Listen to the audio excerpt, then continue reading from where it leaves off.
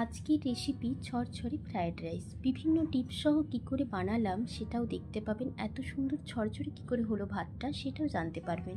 যখন আমি প্রথমের দিকে বানাতাম আমি কি ভুল করতাম সেটাও বলবো আপনাদেরকে। এখন আমি গাজর, বিনস আর 3 রকম বেল পেপারকে লম্বা লম্বা কেটেছি। আপনারা চাইলেও এটা চৌকো চৌকো করেও কাটতে পারেন। আর মটরশুঁটিও নিয়েছি।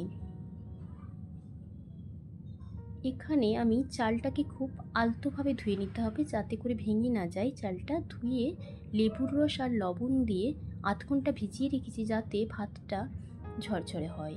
এরপরে বেশি করে জল নিতে হবে হাঁড়িতে, দিয়ে গরম জলের মধ্যে দিতে হবে চালটা, আর লবণ দিতে হবে, গোটা গরম মশলা, তেজপাতা আর ঘি দিয়ে ভাতটাকে করে নিতে হবে।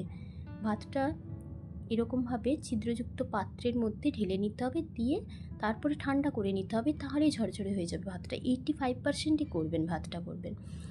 4 টেবিল চামচ রিফাইন তেল আর দিয়েছি 1 টেবিল চামচ ঘি, আর গোটা গরম মশলা, এলাচ, লবঙ্গ, দারচিনি দিয়ে একটু হালকা সেন্ট হয়ে গেলেই 4টে কাঁচা লঙ্কা চেরা দিয়ে দিবেন। খুব ভালো সেন্ট বেরোয় তেলের মধ্যে কাঁচা লঙ্কাটা দিলে। এরপরে শক্ত সবজি যেগুলো যেমন গাজর আর বিনস এইগুলোও দেবো প্রথমে।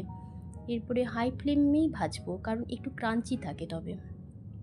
আর এরপরে দিয়ে দিচ্ছি 3 রকম বেল পেপার। 3 রকম বেল পেপার দেওয়ার পর একটু লবণ দিয়ে এগুলো হাই ফ্লেমে ভেজে নেব।